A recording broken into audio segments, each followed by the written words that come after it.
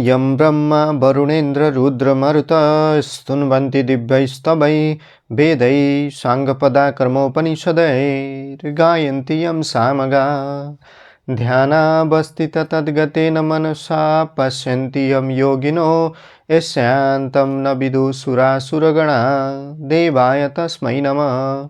श्रीमच्चन्दनचर्चितोज्जलवपु शुक्लाम्बरा मल्लिका मालालङ्कृतकुण्डला प्रविलसन् मुक्तावली शोभिता सर्वज्ञाननिदानपुस्तकधरा रुद्राक्षमालाकरा वाग्देवी वदनाम्बुजे वसतु मे त्रैलोक्यमाता चिरम्।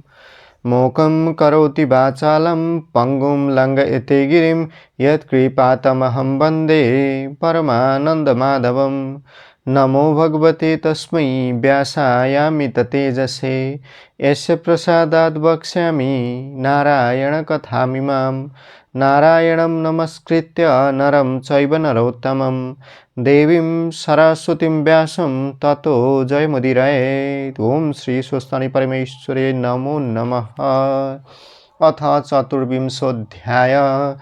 कुमारजी आज्ञा गर्नुहुन्छ हे अगस्त्य मुनि। उताती गोमा हातमा धागाको लरियाली चन्द्रज्योति नगरको कुनै एक बरहीका घरमा गएर खुसी हुँदै हतार साथ भनिन्, आज मेरा घरमा सप्तऋषि आउनु भएको छ। उहाँहरूलाई दिनका लागि यो धागाको लरियाको सट्टामा पान देऊ। यो कुरा सुनि पानवाला बरहीले भन्यो, हे ब्राह्मणी, पान त सकियो, भए जति अघि नै बेचिसके। नपत्याए लौ भाँडो हेर भनी छोपी राखेको भाँडो देखायो। त्यो भाँडो पानले भरिरहेको थियो। त्यस्तो देखेर बरै आश्चर्यमा पर्दै भन्यो, हे ब्राह्मणी, तपाईलाई ढाँटे जस्तो भयो। यसमा भएको सबै पान पहिले नै बेचिसकेको थिए। अहिले यतिका कहाँबाट आयो? तिमीले आफ्ना घरमा सप्तऋषि आउनु भएको र उहाँहरूलाई सत्कार गर्न मागेको हुनाले नै यो भएको हो भनी शर्म मान्दै तिमी धन्य रहिछौ। मलाई धागो चाहिँदैन, पान लिएर जाऊ भनी गोमालाई पान दियो। पान लिई गोमा घरमा आइपुगिन्, तर त्यहाँ ऋषिहरूलाई नदेख्दा ठुलो विस्मात गर्न लागिन्। यस्ती दुखीका झुप्रामा के बस्नु भनी म नआइपुग्दै गएछन् भनी धेरै बेरसम्म मन खिन्न गराइन्। त्यसपछि कसिङ्गर गर्न भनी हातमा कुच्चोली बढार्न खोज्दा ऋषिहरू बसेका आसन मुनि एक एकवटा सुनका कौडी देखिन् र ती सातवटै कौडी बेचेर ऋषिहरूले आरती गरे। बमोजिम विधिले पौष शुक्ल पूर्णिमाको पवित्र दिनदेखि शिशोस्तनी परमेश्वरीको व्रत आरम्भ गरिन्।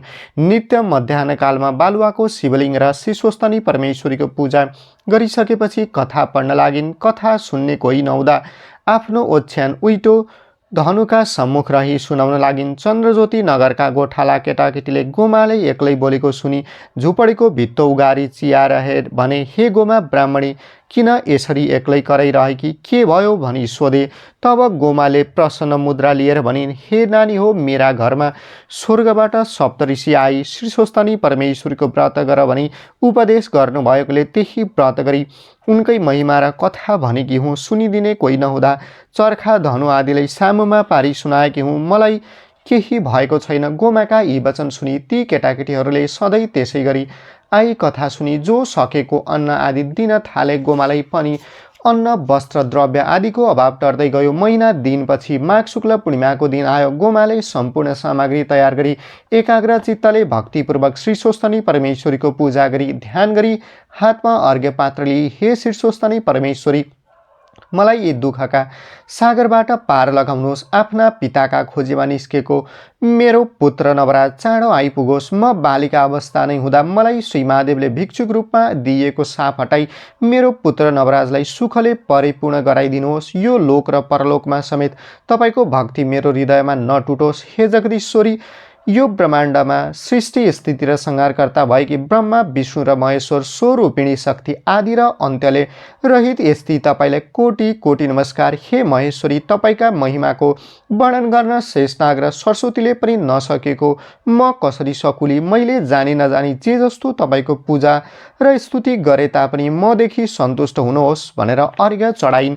त्यसपछि दण्डवत प्रणाम गरेर चढाएका प्रसादमा प्रत्येकका 108मा 8 रोटी 8 अक्षता 8 बेली पुष्प 8 जने 8 सूत्र 8 कुडका सुपारी 8 पान सगुन समेत अलग पारी यो मेरो छोरो नवराजको भाग भनी पर सारिन् र प्रत्येक सामग्रीका एक एक सय आफ्ना लागि राखिन्।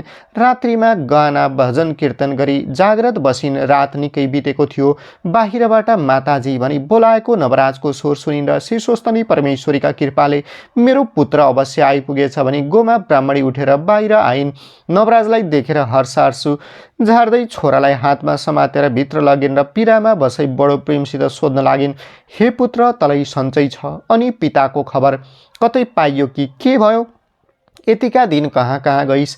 आमाका प्रश्न सुनिसकेपछि नवराजले पनि घरबाट हिँडेका दिनदेखिका सबै वृत्तान्त सुनाए। आफ्ना स्वामीका निधन भएको कुराले गोमालाई ठूलो चोट पर्यो। उनले आफ्ना निधारमा हात बजार्दै अनेक बिलौना गर्न लागिन्। निर्विवेकी विधाताले 7 वर्षको उमेरमा 70 वर्षका वृद्धसँग विवाह गराएको।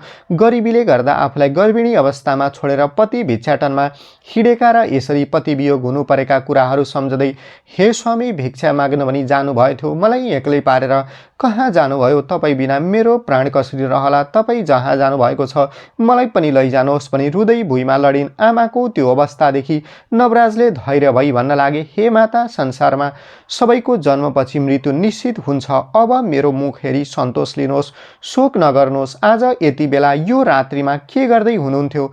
अहिलेसम्म किन नसुत्नु भएको? आफ्ना पुत्रको कुरा सुनि गोमाले पनि नवराज घरबाट गएदेखि भएका सबै वृत्तान्त सुनाइन् र भनिन्, हे छोरा, यहाँ मैले श्री स्वस्तनी परमेश्वरीको प्रसाद राखिदिएकी छु, खा भनी सबै 8 पदार्थ दिइन्। त्यसपछि भनिन्, त गएपछि बुहारी चन्द्रावती माइत गई तँलाई सम्झी दुःखका दिन बिताइरहेकी थिए। सप्तऋषिहरूका उपदेशले श्री स्वस्तनी परमेश्वरीको कृपा हुन गई आज तँलाई पाए। उनको महिमा अत्यन्त ठूलो रहेछ। यस लोकमा सुख सम्पत्ति पाई परलोकमा समेत मोक्ष मिल्ने रहेछ भनी श्री स्वस्तनीको ध्यान पूजा विधि र कथा समेत छोरालाई सुनाइन्। यसरी जाग्रत रहँदा समय बितेको पत्तै नपाई उज्यालो भयो। नवराजले भने, माताजी तपाईँ धन्य हुनुहुन्छ। परम महिमाले युक्त भएकी श्री स्वस्तनी परमेश्वरीको व्रत पूजा गर्नुभयो। मलाई साह्रै सन्तोष लागेको छ। अब म गङ्गामा पुगी स्नान गरी आउनेछु भनी हिँडे। गङ्गा तीरमा पुगी सन्ध्या स्नान तर्पण आदि नित्य कर्म सकेर हरिहरको पूजा अर्चना पनि गरे। सन्तुष्ट भएका हरिहरले गङ्गाबाट प्रत्यक्ष रूपमा निस्केर नवराजलाई दर्शन दिई भन्दा भए, हे नवराज, तिम्री माताले गर्नुभएको श्री स्वस्तनी परमेश्वरीको व्रतका अनुष्ठानले हामी सन्तोष भयौँ। यहाँबाट गङ्गाका दक्षिण भागमा एउटा लावण्य नाम गरेको देश छ। यस बखत त्यहाँ कुनै राजा नहुँदा हात्तीलाई सुवर्ण कलश र पुष्पमाला दिई राजा खोज्न पठाउने भएका छन्। तिमी पनि त्यो लावण्य देशमा जाऊ। हामी गएर त्यो हात्तीमा प्रवेश गर्नेछौ र तिमीलाई नै सुवर्ण कलशमा जलले अभिषेक गर्नेछौ। तिमी त्यहाँका राजा हुनेछौ भनी वरदान दिए। हरिहर भगवानको यस्तो बाणी सुनेर प्रसन्न र धैर्य साथ दुवै कर जोरी नवराजले स्तुति गरे। एउटै स्वरूप भएका हे हरिहर, हे विष्णु, हे शङ्कर, आफ्ना आफ्ना हातमा शङ्ख र नरमुण्डलिएका वरमाला र अस्थिमाला लगाएका द्वारका धाम र शमशान घाटमा बास गर्ने गरुण र वृषवाहन 2 र 3 नेत्रले युक्त बलि राजा र दक्ष प्रजापतिको यज्ञलाई मथन गर्ने मेघ जस्तो श्याम वर्ण र पर्वतका अधिराज हिमालयको जस्तो सेतो वर्ण भएका लक्ष्मी देवी र पार्वती देवीका प्रिय महादेव, हे दिदेव, हे हरिहर, मेरा पाप पुञ्जलाई सदाका निम्ति हरण गरिदिनुहोस्। म अनाथमाथि कृपा गरी दर्शन दिनुभयो। म धन्य रहेछु। हे भक्तका पालक, दुष्कर्मीको नाश गराई सत्कर्मीका कष्ट हरण गर्ने, विश्व ब्रह्माण्डको सृष्टि स्थिति र संहार गर्ने, पाप र पुण्यका साथी हे प्रभु, तपाईँलाई कोटि कोटि नमस्कार। तपाईँका महिमाको गान गर्न चतुर्मुखी ब्रह्मा र सहर्ष शीर्षेश नागले पनि नसकेको म कसरी सकुला? हे भुवनपति, हे हरिहर, मेरा हृदयमा तपाईँहरूको भक्ति निश्चल भएर रहिरहोस्। यसरी नवराजले गरेको स्तुति सुनि तथास्तु भनेर हरिहर गङ्गामा अन्तर्ध्यान हुनुभयो। श्री हरिहरको दर्शन प्राप्त गरेका नवराज पनि सूर्यको जस्तो तेजले घरमा गए। आफ्ना छोरालाई देखेर आश्चर्यमा परी गोमाले सोधिन्, हे पुत्र, आज किन मैले तँलाई अत्यन्त तेजवान देखिरहेकी छु? आज म आफ्नो छोरालाई स्वर्गपति इन्द्रभन्दा पनि सुन्दर देख्दैछु। आफ्नी आमाका यी वचन सुनि आफू एका बिहानै उठी गङ्गा नुहाउन गएको र उहाँ विष्णु र शिवको एउटै रूप श्री हरिहर भगवानको प्रत्यक्ष दर्शन पाएको कुरा बताए। हरिहरबाट आफूलाई लावण्य देशको राजा हुने वरदान समेत पाएको शुभ कुरा आफ्नी आमालाई सुनाए। हे माता, तपाईँका सत्कर्म कर्म र पुण्यका प्रभावले मैले यस्तो वरदान पाउन सकेको हुँ भनी प्रसन्न भई आफ्नी आमालाई हेरिरहेका नवराजलाई खुसी हुँदै गोमाले भनिन्, हे पुत्र, हरिहर भगवानका कृपाले लावण्य देशको राजा भएस् भनी आशिष दिइन्। नवराज पनि श्री स्वस्तनी परमेश्वरीको रूपलाई मनमा लिई आफ्नी आमाका दुवै चरणमा शिर राखी ढोगेर लावण्य देशतिर लागे। इति श्री स्कंद पुराणे केदारखण्डे माघमात्म्ये कुमारगस्त्य संवादे श्री स्वस्तनी परमेश्वरी व्रत कथायाम् इति चतुर्विंशोऽध्याय। ओम उपनयतु मंगलम्ब सकल जगन्मंगलालय श्रीमान दिनकरण किरण निबोधित नव नलिन दल निभेक्षण कृष्ण काले वर्षन्तु पर्जन्य पृथिवी सस्यशालिनी देशोऽयं क्षोभरहितो ब्राह्मणा सन्तु निर्भया अपुत्रा पुत्रेण सन्तु पुत्रिणा सन्तु पौत्रिणा निर्धना सदना सन्तु जीवन्तु स्वराधं शतम्। तत्रैव गंगा यमुना च तत्र गोदावरी सिन्धु सरस्वती च तीर्थानि सर्वाणि वसन्ति तत्र यत्र अच्युतोद्धार कथा प्रसंग। या कुन्देन्दु तुषारहार धवला या शुभ्र वस्त्रावृता या वीणा वरदंड मंडितकरा या श्वेत पद्मासना या ब्रह्माच्युत शंकर पीरदेवै सदा वंदिता सा मां पातु सरस्वती भगवती निशेष जाड्यापहा। कायेन वाचा मनीषेन्द्रियर्वा बुद्ध्यात्मना वा प्रकृति स्वभावात् करोमि यद्यत् सकलं परस्मै नारायणायेति समर्पयेत्। ओम श्री स्वस्तनी परमेश्वरे नमो नमः।